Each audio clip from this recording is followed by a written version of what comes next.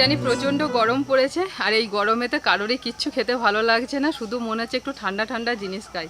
তাই আজকে আমি নিয়ে হাজির হয়েছি একেবারে ঠান্ডা ঠান্ডা ম্যাঙ্গো ভাপা দই। তো চলুন আজকে দারুণ স্বাদের একটা আম দিয়ে ভাপা দই রেসিপি আপনাদের সঙ্গে শেয়ার করছি। একেবারে ঠান্ডা ঠান্ডা আর দুর্দান্ত খেতে লাগে, খেলে পুরো মন প্রাণ সব ঠান্ডা হয়ে যাবে। তো চলুন রান্নাবান্না শুরু করে দিই।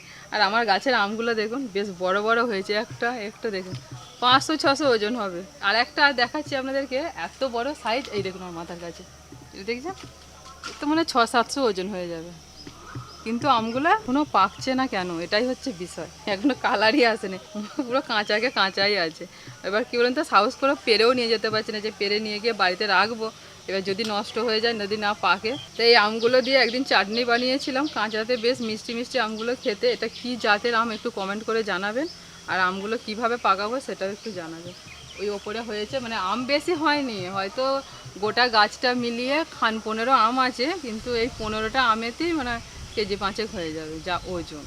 এখানে আমি 4টে ভাঁড় নিয়েছি টক দইয়ে, 250 করে ভাঁড় আছে, মোট 1 কেজি দই আছে, টক দই। এই 1 কেজি টক দই দিয়ে আজকে আমের ভাপা দইটা বানিয়ে দেখাবো।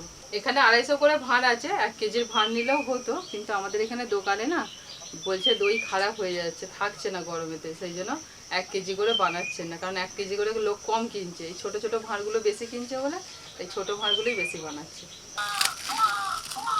এই দেখুন রাতের পাতা টাটকা দই।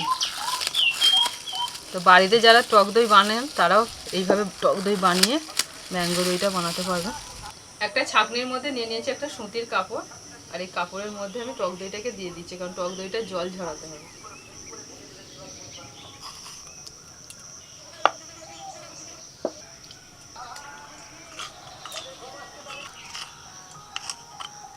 এই দেখুন এতটা দই হলো। এবার দইটাকে জল ঝরানোর জন্য ভালো করে একটুখানি রুমালটাকে বেঁধে নেবে। এখন একটুখানি চাপ দিইনি, তাতেই দেখুন জল ঝরতে শুরু করে দিয়েছে।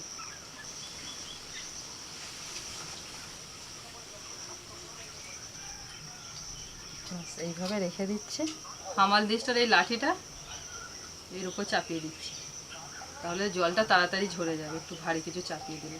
1 কেজি দইয়ের জন্য আমি এখানে 4টে আম নিয়েছি, আর এখানে যে আমগুলো নিয়েছি এগুলো হচ্ছে হিমসাগর আম, আর হিমসাগর আম প্রচণ্ড মিষ্টি, আর এর শাঁসটাও অনেকটা পাওয়া যায়, আর আমগুলো ছিবড়েটা কম, যে আমে ছিবড়ে কম আছে সেই আমগুলো নেওয়ার চেষ্টা করবে।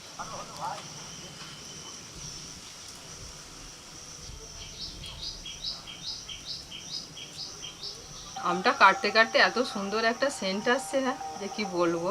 আর আমের দেখুন উপরটা সবুজ লাগছে, কিন্তু ছাড়ানোর পর ভিতরটা দেখুন একেবারে হলুদ, এত সুন্দর আমগুলো পেকেছে। আর এই আমের যা স্বাদ তা তো বলার কথা নয়, বুবলু থাকলে এতক্ষণ একটা খেয়ে নিত, এত আম খেতে ভালোবাসে বুবলু।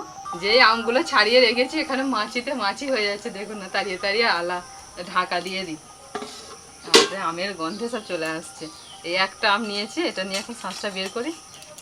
পারলে এরকম একটা ছাঁকনির মতো নেবেন, দেখুন কত সুন্দর শাঁসটা বেরিয়ে যাচ্ছে। আর ছাঁকনি না থাকলে শাঁসটা ছোটো ছোটো করে কেটে পিস করে নিয়ে একটু মিক্সিতে ঘুরিয়ে নেবেন। এই দেখুন মাছিগুলো চারিদিকে ঘুরছে, আর সুযোগ পাবেন না, ঢাকা দিয়ে দিয়েছি।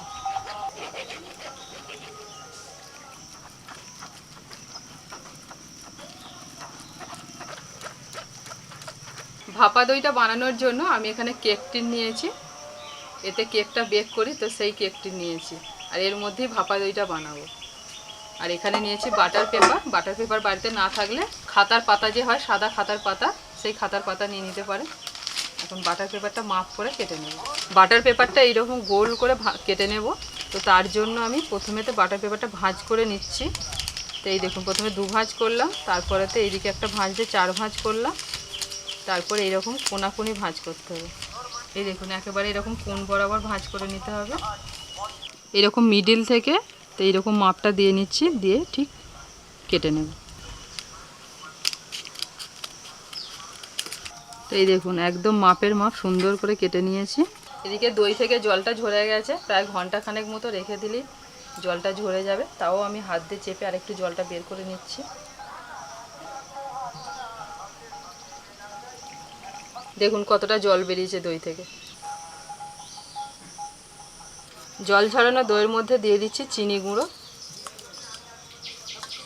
দিচ্ছি পাউডার দুধ। ভালো করে এবার দইটা মেশাবো।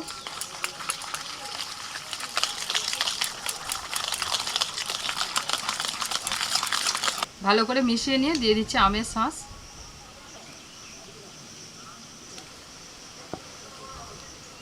আবারও ভালো করে মেশাতে থাকবো।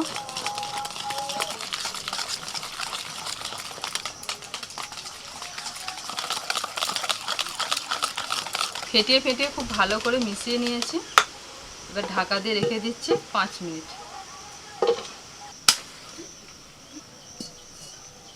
কড়াইতে দিয়ে দিচ্ছি জল।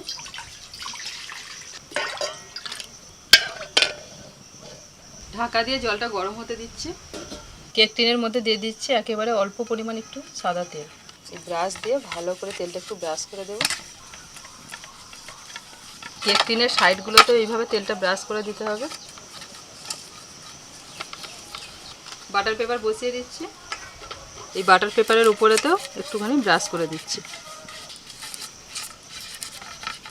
এবার এই ব্যাটারটা কেক টিনের মধ্যে ঢেলে দিচ্ছি।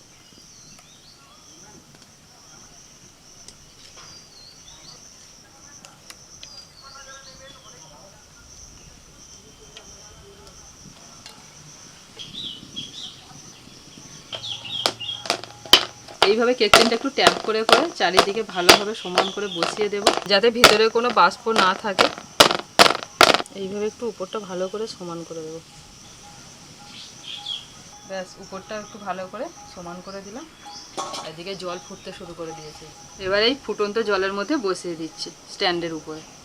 উপর থেকে একটা থালা ঢাকা দিয়ে দিচ্ছি, তার উপরে একটা ঢাকনা দিয়ে দিচ্ছি। মোটামুটি 25 থেকে 30 মিনিট টাইম লাগবে দইটা ভাপা হতে। ততক্ষণ আমি আস্তে আস্তে জাল দিতে থাকি।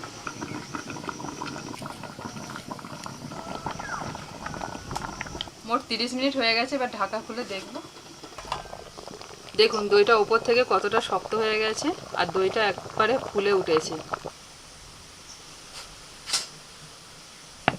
দইটা গরম আছে, পুরোপুরি ঠান্ডা হয়ে গেলে এটাকে এবার আমি ফ্রিজে রেখে দেবো প্রায় 3 থেকে 4 ঘন্টা। তারপর আপনাদের বের করে দেখাবো। তো এখন দইটাকে আমি নিয়ে বাড়ি চলে যাচ্ছি ফ্রিজে রাখার জন্য। 3-4 ঘন্টার জন্য ফ্রিজে রেখে দিয়েছিলাম। তো 3-4 ঘন্টা পরেতে আমি দইটা বের করে নিয়েছি। এবার আপনাদের দেখাচ্ছি। এই দেখুন দইটা কত সুন্দর সেট হয়েছে, হাতে কিচ্ছু লাগছে না। হ্যাঁ আস্তে, হ্যাঁ একটু সাইড থেকে আস্তে আস্তে ছাড়িয়ে নেব। দুই বোনই দই ভালোবাসে। যখন থেকে করেছে বলছে কখন খাবো কখন খাবো, এবার খাবে। সাইডগুলো একটু ছাড়িয়ে নিয়েছি। এবার উল্টে দিলাম। 1 2 3। দাঁড়াও দাঁড়াও, আস্তে আস্তে এই দিক থেকে এখানটা ধরো আমার সঙ্গে। হ্যাঁ আমার সঙ্গে, ঠিক আছে। ইয়ে ওমা এটা কেক দই।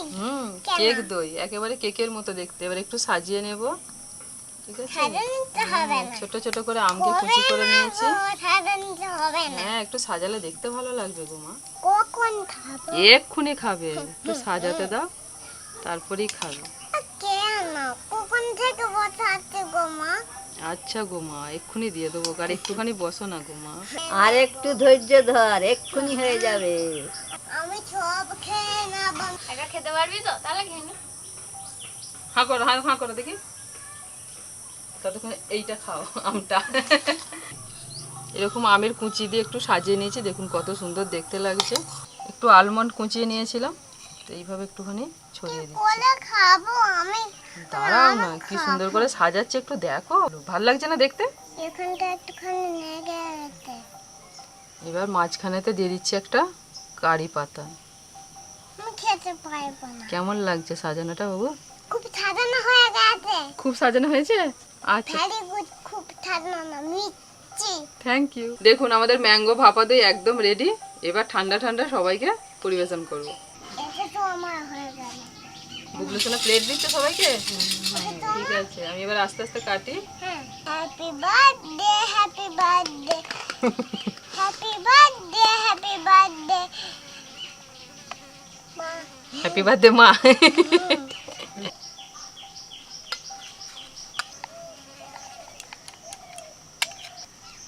ভালো।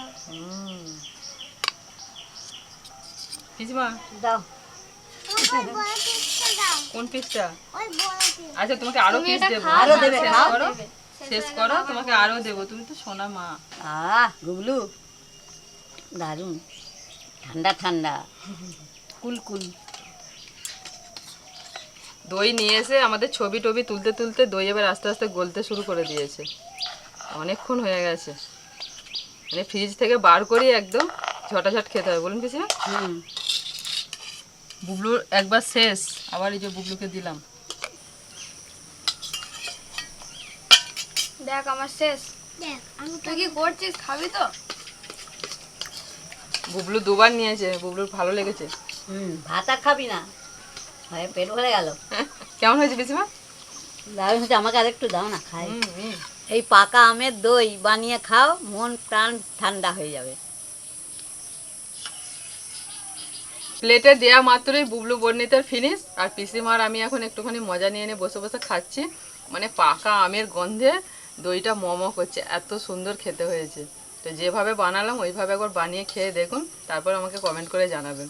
তো সকলে ভালো থাকবেন, সুস্থ থাকবেন, আর পাকা আম থাকতে থাকতে বানিয়ে ফেলুন এই দইটা।